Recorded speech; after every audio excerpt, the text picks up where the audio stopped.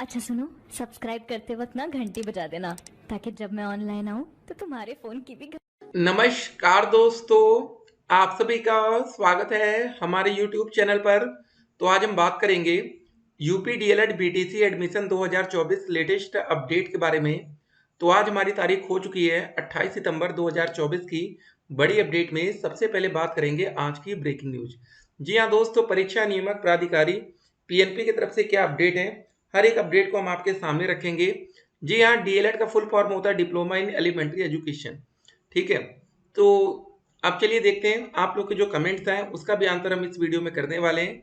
जी हाँ, ठीक है। अब देखिए, आप में से कुछ बच्चों का सवाल था कि सर जी सरकारी कॉलेज की फीस कितनी होती है, तो आपको क्लियर कर दे 10,200। प्राइवेट कॉलेज की फीस कितनी होती है, 41,000। अब एक और इम्पोर्टेंट बात आपको बताएंगे, जब आप दोस्त ये फॉर्म कंप्लीट कर लेंगे, रजिस्ट्रेशन कंप्लीट करा लेंगे, तो आपके जो डॉक्यूमेंट्स होते हैं वो कॉलेज में कब पहुंचेंगे ये समझ लीजिए। इसके बाद दोस्तों हमारी स्टेट रैंक आएगी फॉर्म भरने के बाद। स्टेट रैंक के हिसाब से आप लोग काउंसलिंग कराएंगे, ठीक है। और 10,000 रुपये पेमेंट करने के बाद ही आपको कोई ना कोई कॉलेज अलॉट होगा, ठीक है। तो समझिए पहले इन सब बातों को। तो आप उस कॉलेज में जाकर अपने डॉक्यूमेंट को वेरीफाई कराएंगे। अगर फॉर्म भरने में आपने कोई गलती कर दी है तब वो कॉलेज वाले आपको उस समय देखेंगे। मतलब इस बीच में कभी आपको किसी कॉलेज में नहीं जाना पड़ेगा। तो दिक्कत क्या आती है कि जिन बच्चों ने फॉर्म भरते समय गलती कर दी है, तो उन बच्चों का फॉर्म रिजेक्ट एकदम लास्ट मोमेंट पर होता है, जिस वजह से उनके लगभग लगभग 11,000 रुपये तक का नुकसान हो जाता है। 11,000 रुपये एक बड़ी रकम होती है, ये बात आप लोग मान रहे हैं ना। अब देखिए कमेंट क्या क्या है। 206 नंबर हो रहे हैं, साथ में एनसीसी है, क्या गवर्नमेंट कॉलेज मिल जाएगा? देखिए, यहाँ फिलहाल एनसीसी का कोई विकल्प आपको मिला नहीं होगा फॉर्म भरते समय, कुछ अलग से सर्टिफिकेट। तो 206 नंबर है, बस इसी से मैटर है आपका। सर गवर्नमेंट कॉलेज के लिए कितने मार्क्स चाहिए, आपको इसी वीडियो में हम क्लियर करेंगे, सरकारी वर्सेस प्राइवेट। जी हाँ, कुछ जुगाड़ वाली ट्रिक भी बताएंगे, कुछ बच्चे जुगाड़ पानी भी करते हैं, कैसे करते हैं सब कुछ आज इस वीडियो में आप लोग सीख कर जाएंगे। ठीक है, जो बच्चे इस वीडियो तक पहुंचे हैं किस्मत के भरोसे, तो वीडियो को पूरा देख लीजिएगा। मैक्सिमम मार्क्स और मिनिमम मार्क्स पर वीडियो बना दो भाई। मैक्सिमम मार्क्स क्या है, देखिए समझ लीजिए। अगर आप ग्रेजुएशन कर रहे हैं तो आपके जो टोटल सेमेस्टर हुए, मान लीजिए first second third fourth five six, पहले सेमेस्टर आपका 600 नंबर का था, दूसरा 700 नंबर का था, तीसरा 500 का हो गया, चौथा चौथा। तो सारे टोटल नंबर को जोड़ लीजिए, ये मैक्सिमम नंबर हो जाएंगे, ठीक है। और उसमें से आप कितने नंबर पा रहे हैं, मिनिमम से कोई मतलब नहीं, मैक्सिमम। और उसके बाद आपने जितने नंबर ऑब्टेन किया, प्राप्त किया। सर मेरा सीजीपीए 7.74 है और 9.5 से गुणा करने पर परसेंटेज 73.53 है, लेकिन टोटल और प्राप्तांक समझ में नहीं आ रहा, बता दीजिए। तो ये बात हमने बोला ना, आप पहले सेमेस्टर का टोटल, दूसरा तीसरा चौथा जो भी हो, टोटल नंबर वहां पर लिख लीजिएंगे। मान लीजिए 4,000 आपका टोटल बन रहा है, 3,000 बन रहा है, कुछ भी बन सकता है, 2,000 बन रहा है। उसके बाद जितना भी नंबर बन रहा है टोटल, मान लीजिए बन रहा है 4,000, तो 4,000 मल्टीप्लाई बाई 73.53 आपका हो जाएगा, भागे 100। ये दो जीरो जीरो कटा है, जो करेंगे तो ये आपके ऑप्टेनिंग नंबर आ जाएंगे, ठीक है, इस तरह। तो आप देख लीजिएगा कि 5,000 में से आपका टोटल है कितना है, वो देखना है। सर राजेश रज्जू भैया में टोटल मार्क्स कैसे भरे, ये आप अपने कॉलेज से पूछेंगे, नहीं तो आप लोग खुद ही एग्जाम देखिए, आप लोग खुद से तो एग्जाम दिए हैं, तो आप लोग को याद होना चाहिए फर्स्ट सेमेस्टर हमारा टोटल कितने नंबर का था, सेकंड कितने का था। सर ईडब्ल्यूएस कितने दिन में बनेगा, मान के चलिए 1 हफ्ते में बन जाता है, ठीक है, अगर आपका जुगाड़ पानी अच्छा खासा है तो। सर मैं जनरल कैटेगरी से हूँ, मेरा 215 नंबर है, ईडब्ल्यूएस बनाऊँ तो क्या मुझे प्राइवेट कॉलेज लेने में कोई प्रॉफिट होगा, प्लीज रिप्लाई में। देखिए, अगर आप लोग काउंसलिंग के माध्यम से कोई कॉलेज ले रहे हैं, ठीक है, तो उसमें आपको फायदा मिलेगा, क्योंकि हर एक प्राइवेट कॉलेज या सरकारी कॉलेज में 10% सीटें, अगर 100 सीटें हैं किसी कॉलेज में तो वहां पर 10 सीटें ईडब्ल्यूएस के लिए आरक्षित हैं, इकोनॉमिकली वीकर सेक्शन, ठीक है। जो बच्चे आर्थिक रूप से कमजोर हैं उनके लिए इतनी सीटें आरक्षित होती हैं। जैसे फॉर्म भरते समय कुछ बच्चे ओबीसी क्यों डालते हैं, ओबीसी के लिए कुछ सीटें अलग से आरक्षित होती हैं, इसीलिए ओबीसी सर्टिफिकेट बच्चे बनवाते हैं। अगर आप लोग जनरल कैटेगरी के, अगर आपका बन सकता है तो बनवा लीजिए, ये हमेशा काम आएगा, इसको बनवा के रखिएगा। देखिए, इससे बनवाने से आपको फायदा क्या होता है, ऐसे आप ईडब्ल्यूएस में भी फाइट कर सकते हैं, बाकी जो सीटें यूआर कैटेगरी के अनरिजर्व अनारक्षित है उसमें भी फाइट कर सकते हैं। आपके पास दो ऑप्शन हो जाता है। सर जी यूनिवर्सिटी का कलम में अदर भर दिया है, यूनिवर्सिटी का नाम गलती से नहीं भरा है, और कॉलेज वाले कलम में कॉलेज के नाम भर दिया है, शहर का नाम नहीं भरा गया, ठीक है। कोई प्रॉब्लम तो नहीं होगी एडमिशन के टाइम, कोई बात नहीं। जैसे मान लीजिए आपका यूनिवर्सिटी का नाम शो हो रहा था उस समय आपने नहीं भर पाया, कोई बात नहीं है, छोड़िए उसको। यूनिवर्सिटी का नाम गलती से नहीं भरा, कोई बात नहीं। कॉलेज के नाम में मतलब जिला नहीं डाल पाए, जैसे कुछ कॉलेज का नाम इतना बड़ा होता है कि साला क्या ही बताएं। ठीक है, तो आपने अपने थोड़ा बहुत छूट गया, कोई बात नहीं, लेकिन जिन बच्चों ने अभी फॉर्म नहीं भरा है तो उसको शॉर्टकट कर दीजिएगा, बाकी जिले का नाम भी मेंशन करेंगे तो और बढ़िया रहता है। ठीक है, आगे का नाम शॉर्टकट करिए, बाकी फिलहाल अगर आपने कर दिया तो कोई प्रॉब्लम नहीं होनी चाहिए। सर मैं पीएनबी से पैसा पे कर सकती हूँ क्या? जी हाँ, देखिए पेमेंट गेटवे जो रहता है वो एसबीआई या आईसीआईसीआई के नाम से आ रहा होगा। ठीक है, उसमें जाइए, क्यूआर कोड में सिलेक्ट करिए, किसी से भी पेमेंट करिए। सर रजिस्ट्रेशन करने के बाद हम कब तक फॉर्म फिल कर सकते हैं, कोई टाइम लिमिट है क्या? जी हाँ, 9 अक्टूबर, यही है। ठीक है सर, ईमेल इनवैलिड बता रहा है, एरर भी लिख के आ रहा है, तो ध्यान दीजिए @gmail.com जैसे है ना, वो सही भर रहे हैं कि नहीं। सर ग्रेजुएशन में 49.9% और पोस्ट ग्रेजुएशन में 75, क्या पीजी के बेस पर फॉर्म भर सकते हैं? बिल्कुल भी नहीं। डीएलएड हमारा यूआर से होता है, मतलब यूआर कह रहे हैं यूजी से होता है। ठीक है, तो आपका डीएलएड ग्रेजुएशन के ही बेस पर है, तो यहाँ पर आपका पीजी का कोई मतलब नहीं रहता। सर मैं MJPRU से हूँ और मेरा सीजीपी इतना है, टोटल पूर्णांक कैसे पता लगाएं? तो पहले ये देखिएगा आपके यहाँ फार्मूला क्या है, 9.5 से मल्टीप्लाई करना है या 10 से। ठीक है, इससे आप इसको पहले परसेंटेज में बदल लेंगे। उसके बाद टोटल नंबर आप सेमेस्टर वाइज जोड़ लीजिएगा कि टोटल कितने कितने का एग्जाम हुआ, कितने मिले वो नहीं मैटर करता, कितने कितने का हुआ। मैंने तो सिग्नेचर ब्लू पेन से अपलोड कर दिया है, देखिए यहाँ ब्लैक पेन से करना है। सभी बच्चे ध्यान देंगे जिन्होंने अभी फॉर्म नहीं भरा, सिग्नेचर कौन से पेन से करना है? काला पेन, ब्लैक, काला।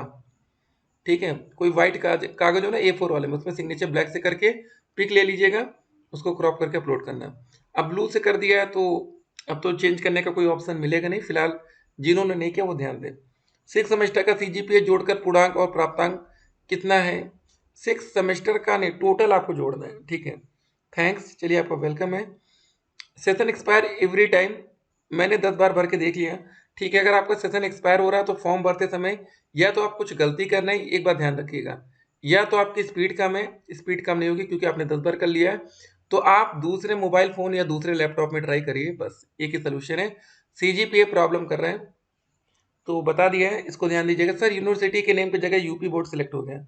ठीक है, देखिए यूनिवर्सिटी का नाम मत भरिए, चलेगा, कुछ अदर डाल दीजिए तो भी ठीक है, लेकिन आप कुछ गलत नाम मत डालिए तो ज़्यादा बेस्ट है। ठीक है, तो चलिए, गलती हो गई, अब इसमें हम क्या ही बताएं। आपको जिस भी कॉलेज में एडमिशन लेना है, प्राइवेट कॉलेज या सरकारी, एक बार आप वहाँ संपर्क कर लीजिएगा कि सर हमसे गलती हो गई है, क्योंकि लास्ट में डॉक्यूमेंट वेरीफाई वही करते हैं, याद रखिएगा। At the last and document का वेरिफिकेशन उन्हीं को करना है। दूसरे डिस्ट्रिक्ट का नाम हो गया है सर, कोई दिक्कत तो नहीं होगी? दूसरे डिस्ट्रिक्ट का नाम हो गया, कहाँ पर? एड्रेस भरते समय हो सकता है ये हो। सर मेरा फोटो अपलोड नहीं हो रहा है, ठीक है, उसको साइज सही करिए। सर क्या फॉर्म फिल करने से पहले जाति और मूल निवास होना चाहिए? नहीं, 9 अक्टूबर तक आपका ये सारा कुछ बन जाना चाहिए।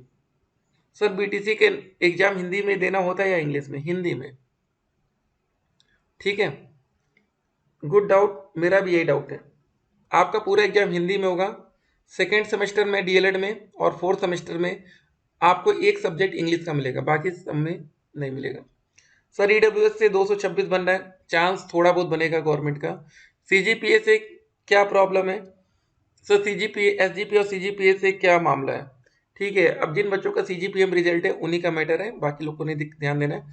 सर मुझे गाजियाबाद में एडमिशन कराना है, तो कुछ कह रहे हैं कि इंग्लिश मीडियम वाले कॉलेज में इंग्लिश में कोर्स है, बट मुझे हिंदी मीडियम चाहिए, तो अब कैसे पता करें कि कोर्स किस मीडियम में मिलेगा? देखिए आपका पूरा डीएलएड का कोर्स ही हिंदी में होता है, ठीक है ना, तो आपको बिल्कुल टेंशन लेना ही नहीं है। ठीक है, बात खत्म।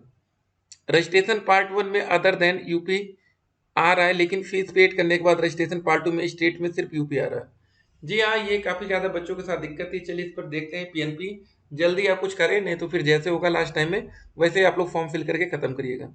ठीक है सर, सिद्धार्थ नगर यूनिवर्सिटी का कोका-करिकुलर का रिजल्ट कब हो? ये हम नहीं बता सकते हैं अभी। सर 10th में यूपी बोर्ड रिजल्ट में मार्कशीट कहाँ रहता है, प्लीज़ बताइए। मार्कशीट नंबर कहाँ से मिलेगा? टॉप पर से होगा। देखिए एक बच्चे का कमेंट है, serial number is a marksheet number. देखिए बहुत से बच्चे सीरियल नंबर को मार्कशीट नंबर डालते हैं, बहुत से बच्चे सर्टिफिकेट नंबर को। ठीक है ना, तो सर्टिफिकेट नंबर वाला ज़्यादा बेस्ट रहता है, और कुछ बच्चे सीरियल नंबर वाला डाल रहे हैं। ठीक है, मैंने ग्रेजुएशन में बीबीए कोर्स किया है, क्या डीएलएड कर सकता हूँ? अगर हाँ तो फ्यूचर में कोई दिक्कत तो नहीं होगी? देखिए, आपने ग्रेजुएशन कर रखा है, बात खत्म। ठीक है, डीएलएड का कोर्स ग्रेजुएशन के बेस पर होता है, आगे आपका मेन डीएलएड माना जाता है। ठीक है ना, उसके बाद ज़्यादा कुछ पूछताछ नहीं होती है। यहाँ पर पूछेंगे आप लोग। फिलहाल हाई स्कूल और इंटर में जो आपको सर्टिफिकेट नंबर ध्यान दिया होगा, यूपी बोर्ड में लिखा रहता है प्रॉपर। ठीक है, तो उसको ध्यान दीजिएगा। बाकी चलिए यहाँ पर आते हैं हम लोग। अब देखिए, फॉर्म 18 सितंबर से ऑनलाइन आवेदन शुरू हुआ है। 9 अक्टूबर लास्ट डेट है। 10 अक्टूबर तक आप फीस सबमिट कर सकते हैं। देखिए, 9 अक्टूबर के बाद आप किसी भी प्रकार का डीएलएड में रजिस्ट्रेशन नहीं करा पाएंगे, और बिना रजिस्ट्रेशन के आपका एडमिशन नहीं हो सकता। ध्यान दीजिएगा, रजिस्ट्रेशन कराने का मतलब है आपको भैया पैसा पेमेंट करना है, फाइनल कंप्लीट करना है। ये नहीं कि सिर्फ हम रजिस्ट्रेशन करा के छोड़ दें। ठीक है, रजिस्ट्रेशन का सेंस यहाँ पर है कंप्लीट फॉर्म भरना है। तो चलिए, अब बता दें आपको, वीडियो के अंत में कुछ और बातें थी शुरुआत में, देखिए कहाँ गई, उसको देखते हैं। कहाँ गया दोस्तों? ये सरकारी कॉलेज के लिए क्या कट ऑफ होनी चाहिए, क्या जुगाड़ होना चाहिए, जरा समझ लीजिए। आवेदन करते समय कौन कौन सा डॉक्यूमेंट लग रहा है? हाई स्कूल, इंटर, ग्रेजुएशन का रिजल्ट लग रहा है। उसके बाद आपका पैन कार्ड या वोटर आईडी कार्ड, या ठीक है ड्राइविंग लाइसेंस, पासपोर्ट, ये सारी चीज़ें लग रही।